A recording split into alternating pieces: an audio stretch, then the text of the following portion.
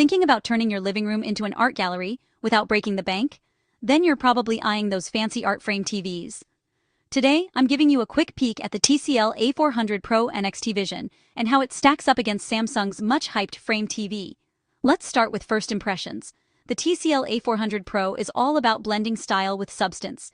You get this gorgeous walnut wood grain frame, a matte anti-glare screen, and a flush wall mount for that super clean, gapless look. Art mode turns the TV into what honestly looks like a real painting. No weird reflections thanks to that AG25 nanocrystal coating.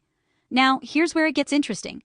Unlike Samsung, TCL gives you access to over 100 curated artworks, no subscription, no extra fees. And yes, the library's smaller, but your wallet will thank you. Let's talk picture quality. Under the hood, the TCL uses QD Mini LED tech with up to 448 local dimming zones. Translation?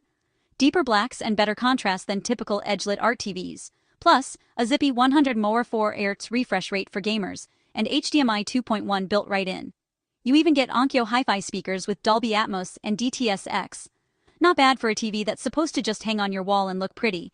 But it's not perfect. Peak brightness tops out around 400 nits, so if your room is all windows and sunshine, you might notice the difference. And while Samsung's frame wakes up with a motion sensor, the TCL keeps things simple, no sensor here.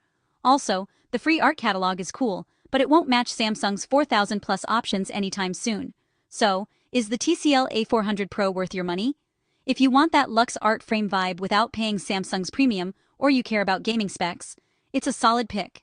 Cinephiles chasing inky black levels might want to look elsewhere, but for most, this is a stylish, value-packed upgrade. Prices start at around $599, or about $14,000 for the 43-inch. That's a lot of style for a lot less cash.